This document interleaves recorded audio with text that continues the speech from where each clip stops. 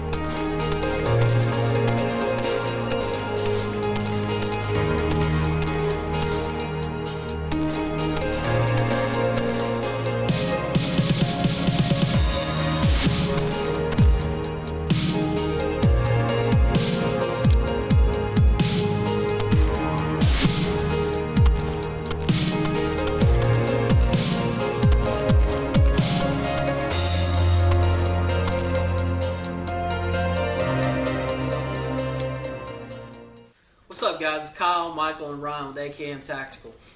Today we got a variety of guns on the table for you.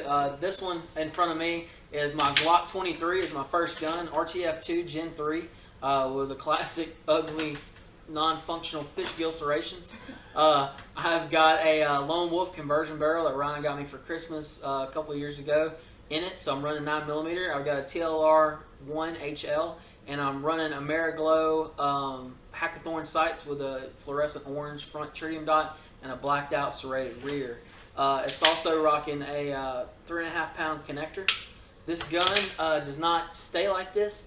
I'm actually testing out the Lone Wolf conversion barrel, so that's the reason why I'm running it like that. Ryan, tell them about the gun on your end. So this is my CZ SP01. It's the manual safety model. It's basically got the Canik Gunworks Pro package in it, minus the adjustable trigger. Canik Gunworks is local for us, guys, so eat your heart out, sea fisher. Real sweet shooting gun, real, amazing trigger. Just can't say enough good things about this gun and Canik Gunworks. It's a fun shooter, man. So what we really came to talk to you about today, guys, is the two guns in the middle. I know on the channel that we're Glock fanboys. There's no doubt about that. That's what we carry every day. That's what we love. But there are other guns out there. Yeah, and these are two of them. Yeah, these are two. This one belongs to me as a Canik TP9SA. It is a 17+1 model, and the price point on this gun is about $330 to $360. Tell them about that one. Tell them about this one. So this is my HK VP9. This is the standard model with the luminescent sights. MSRP's on this about $550. You can get them closer to about $525, $530 now. But 15+1. Also a really sweet shooting gun. Probably one of the best striker fired triggers on the market. Yeah, and that's the one biggest thing about these two guns, as far as comparison wise, that is similar, is that these guns have the best striker fired triggers on the market. A Glock trigger is a Glock trigger is a Glock trigger. It's consistent, it's the same, but it's this one is.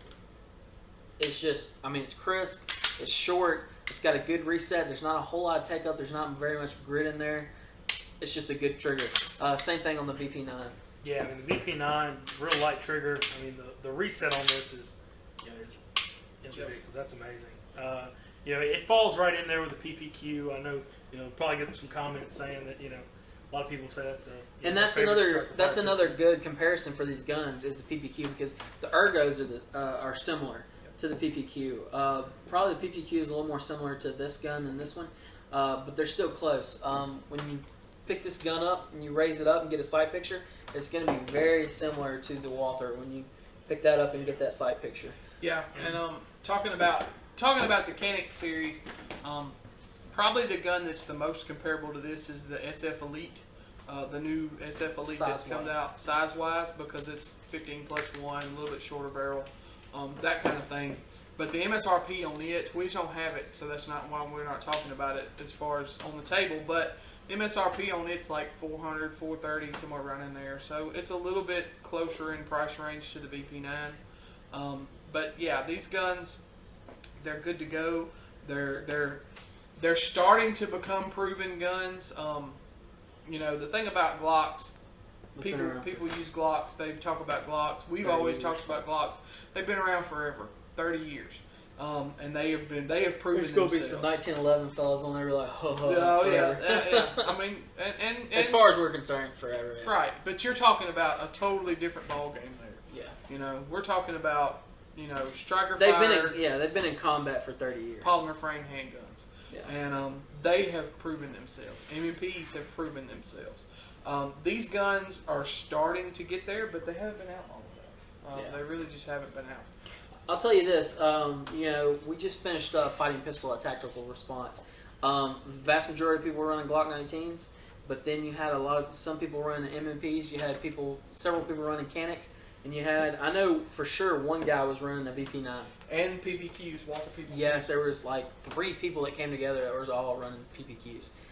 Nobody had a hiccup out of their gun. No, the Caniks had a little trouble, but I'm not so sure that was shooters. Gun as much as it was the shooters. I know one was a shooter for sure. I ran the Elite a little bit, and I had some issues out of it. I'm going to chalk that up to the gun not being clean or old, and maybe it was me. But I think it was the dummy rounds. I think it could have been the dummy rounds too. So sticking in the mag. But anyways, it's neither here nor there. We'll talk about that another time. But there are guns out there, guys, that are good guns that are good to go that are not Glocks.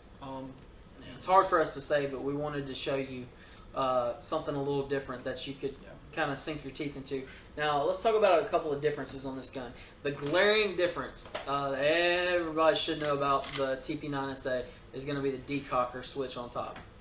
Now, why in the world they thought it was absolutely necessary to put this decocker switch up there, I do not know. Yeah, it was for, so people didn't have to pull the trigger when they took it down, whatever. That's ridiculous. But I will say, all the rounds I've shot through this gun, I have never, not once, inadvertently set that off. And, they rent these guns out at TAC Response during Fighting Pistol, and I guess through any of their classes. And through the thousands and thousands and thousands of rounds they put through them over there at that school, nobody's ever set one off. Yeah, and I will say, personally speaking, if I was going to buy the full-size Canik, I would just go ahead and buy the SF model that doesn't have it. Yeah, Murphy's Law, yeah. I don't think this is ever going to be an issue. I'm not going to sit here and say I wouldn't buy this gun because it has that. But, the SF model is the same price, and you can actually change the sights out on it. Yeah, that's another thing, is on this gun, you're not going to be able to change out the sights. There are people on the internet that have done it, but with a little modification, I think like a CZ rear, and I don't know if you can even change out the front sight at all. But it's not something I would do. It's not something I would try to tackle. I'm not a gunsmith, and I'm not into being an amateur gunsmith either. So that's something to consider. The sights on the HK are good to go. Either way you go, you've got this model, and then you've got a night sight model, and these are running luminescent sights. So they're not tritium, but they do glow. Like right now during the day, they've got kind of a yellow-green glow to them. And then at night, you just hit them with a flashlight really quick, and they charge, and they actually glow brighter than tritium at night. These sights are great. The only complaint I have on this model is that they don't have a ledge here. So it makes one-handed manipulations a little harder. If it was going to be me, hands down, I would buy the night sight model. because of that rear ledge, and two, you get an extra mag for like $50 for the price of a mag. Yeah. So the night sights are a wash on that. You're not actually paying for them. So yeah, if that was me, that's what I would do. But either way, though, I mean, these sights are good to go. Good sight picture. This gun is both of these guns are shooters. This one is easy to shoot, and so is the Canik. I like the ergos a little better on that gun, but that's because I gravitate towards the compact model guns. I have this gun because I kind of wanted a full-size service weapon, that's what this is. I mean, this is like a Glock 17 basically. But for whatever reason, I just kind of gravitate towards that Glock 19 size, which I like. I like running guns that size, and that's what you get out of this gun. One of the big advantages of the HK VP9 is how customizable the grip is. Yeah. So, a lot of guns nowadays, it's pretty standard. You're going to get the changeable back strap. Mm-hmm. Well, on the VP9, they went a step further, and you can actually change out the side panels on this grip so that you get different size palm swells. And what I've actually done on this one is, I believe I have a medium grip on the back and a medium palm swell on the side with I think a small one on the other side. That just kind of fills your hand, and it gives you a lot of surface area to get a purchase on the gun, and get that real tight grip. And the pattern that they've done on the VP9, these kind of squigglies, kind of like you're saying, was similar to a stipple job. I mean, it really grips your hand, and this is probably, in my opinion, the best feeling polymer frame pistol on the market. Just for me personally, it fits my hand, and it's got just enough grip on there, and out of all the guns I own, this is probably my favorite one grip-wise. Yeah, and another big plus about the ergos on this gun is I really like the forward serrations on this gun. I press check my guns before I leave the house. I mean, and these are so positive that I can actually slingshot the slide from the front. Another thing is that this recoil spring is pretty light, so someone with minimal hand strength, paired with the serrations on the rear and these wings, which I'll talk about in just a second, like that makes operating this gun really easy for someone like my mom has trouble operating the Glock slides. This one would be easier for her, and actually she's run this one, hasn't she? Yeah. And she's found it easier. So maybe the woman in your life, maybe an older person that has like arthritis, maybe someone with something going on with their hands, or somebody that just doesn't have really strong grip strength. This is a good option because it's really positive. It's got these wings on the back, right? And that just adds more area, and you can actually feel it when you grab it. You'll feel it on your fingers when you go to rack that slide. It really grabs onto it, makes it easy to run. Personally, like, I don't know if I would run the wings. I would probably just take them off, because I think that, and you can take these off, by the way, I think that the rear serrations are excellent on their own. So I would probably run the gun just like that. So yeah, I really dig the ergos on this gun. It comes down to a point of when you're looking at these guns, what you can afford. This gun, let's say you were going to do an SA model, 330, 530. Okay, you're looking at a couple $100 difference. The magazines on these are about 37, 38 bucks. The magazines on these are about 50. It just depends on what your budget is. I can't sit here and tell you should buy one over the other. I know that's crazy when you're talking about a $330 gun as opposed to an HK. HK is like, people talk about people being HK snobs, and HKs are so expensive, but this is the most affordable gun that they have. Yeah, I mean, it's very reasonable. It's very reasonable if you wanted to get into an HK. This is the way to do it. It's very reasonable. And you were talking about the P30 mags before. Yeah, so it runs P30 mags. So I mean, they're reliable mags. They've been out forever. Yep. I mean, there's a lot of options if you want, extended mag base plates or anything like that. And they're around. They might not be super easy to find, but I mean. Well, and we talk about guns malfunctioning and guns being reliable. 99.9% of the time, the magazine is an issue on your Very seldom is it something wrong with the gun. A lot of times it's a magazine thing. So him talking about it running P30 mags, those magazines are proven. They've been around a long time. So you know you get a good reliable mag.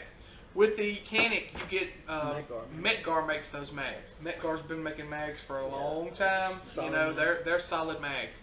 And at the same time, all the I think the SF, the SF Elite, the SFX, they all take the and the SA all take the same magazine. I think. Not for sure. Not 100% sure on that. I do know that the SF Elite, the SF, and the SFX all take the same magazine. But I'm not 100% sure if it's the same magazine that's in the SA. I think it is, though. These mags are actually very similar to a Beretta's. Yeah, they are a lot similar to that. So it just depends on your budget. You know, we're talking about a go to war gun, a carry gun, a fighting pistol. So you need to have the gun, 5 mags, a holster, and good ammo, and you need to have some sights that you can use. So it just depends on your budget. If you got $500-600 is all you got, this might be the way to go. If you've got $700 or $800, this might be the way to go. I can tell you, personally speaking, if money was not an option, this would be it. I fondle this gun on the regular. Yeah, and there's definitely some personal preference, you know, that goes into that. It is. You know, I don't think we talked about, you know, on the VP9, you are going to get this ambidextrous paddle mag release, yep. And you're going to get the ambidextrous slide release, the slide lock. Yep. So, I mean, if you're a lefty, you know, this might be the way to go. Probably the way to go. If not, you know, you might like the Canik, you know, better. It's just, you know, everybody's different. And people are going to say, oh, the paddle release, I don't like the paddle release. I'm used to the standard release. It doesn't take anything to get used to doing a mag change. Well, it's intuitive. Yeah, I did some mag changes in this, and I didn't even think about it. You just adjust a little bit, drop the mag, and go to work. I mean, it's very, very simple to change a mag in it. It's not. The learning curve is like that. And I mean, without even thinking about it, when I first picked up this gun, when I went to do a mag change, I actually do it with my index finger. Yeah. And you know, that just is what felt natural. Yep. And you know, just playing with a gun for 5 minutes. I mean, that was, you know, that's what came natural. When I shoot the gun, you know, I've never went searching for the, you know, for the button. So I mean, that's just a personal preference thing. But if you wanted to get into this and it would be something new for you, it's very easy to learn. It's not hard to make that change. So, you know, guys, and I think we all agree, if money was not an option. Yeah, and like I said, I really like this size pistol. Like this just feels good to me. Some people, you know, with big, you know, Sasquatch paws, they might want a Glock 17. Like there was a guy that was about 6'5" in class, and he was running a Glock 17, and it looked like me holding 19. Yeah. You know, so you know, different strokes for different folks. I like this size of pistol. The HK is going to be pretty similar to the Glock 19 in size. The slide's going to be a little bit longer, and in the mag, I guess concealability is going to be about the same. It is. The HK is a bigger gun. It's right in kind of in between the 19 and the 17. Yeah, it is a little bigger gun, but it is. Yeah, it's very concealable. I actually today I actually ran this in my holster for my TP9. It fit. It didn't click into place, but they're so similar that it did fit, and it's concealable. Yep. So yeah, I could conceal carry this gun. Yep. At the 5 o'clock position, and I think it's good to go in that aspect. Now, once one of us ever gets the CZ P10C, we might be doing a whole nother video. You know, you say that like it's not going to be me. Yeah, I want it to be like once one of us gets the CZ. Ryan is a CZ fan. Yeah, for sure. But guys, the thing about this video is we want to show you that there's some guns out there other than Glocks. We're not just yeah, I know it's crazy. Strike me down. It's not that we're just all about Glocks. We love Glocks. We carry Glocks because we trust them. They've been proven, but there are guns that's coming up in the world, and they can be trusted too. Yeah, and the thing is, like, this gun is polarizing. Most people like it, but some people don't. Yep. And they don't like the way the grip feels. And the people that don't like it really don't like it. Yeah. They really don't. Yeah. And part of that, I think, is because they're like, oh, so many people, why do people love this gun? I don't like it, you know. But if you're one of those guys, which there's a lot of you out there, or gals, there are other options. Yep. And this one are available Yep. and at a decent price point. Yep. So keep that in mind. And, you know, we don't want to be so myopic about, you know, our gun choices. Now, we're going to still run Glock 19s. That's not going to change. But, you know, if we ran into one of you guys, you know, in a class or on range or in public, and, you know, we asked you, hey, what are you carrying?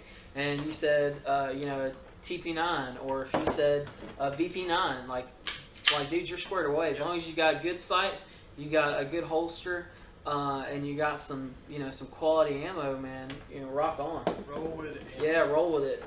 So, yeah, just know that there's other options out there, guys. There's M&P, there's SIG, you know, there's, we're kind of eyeballing the P320 as well. I don't know how, you know, me and Michael are kind of due for a handgun purchase. I don't know what I'm going to do. I may go a Glock 26 because I've got a 27 and I really prefer to have a 26. But then I'm thinking about the P320 and the CZP07, and then the HK looks like fun too. So Yeah. I don't know. We'll, whatever we do though, we'll let you know. Choices. Yeah. You got anything else, man? No, man. You got anything, man? No. Guys, we appreciate y'all watching. You know what to do. Like, share, subscribe. Put in the comment section what gun you like. What gun do you? What are you running? What are you carrying? If it's not a Glock, hey, roll with it. We want to know. Especially if it's not a Glock. Yeah, especially if it's not a Glock. We want to see. And you Glock boys, you can tell us, you know. Yeah, what Glock you can be like, yeah, Glocks all day. we know most people run Glock 19s, so You know. that's all good.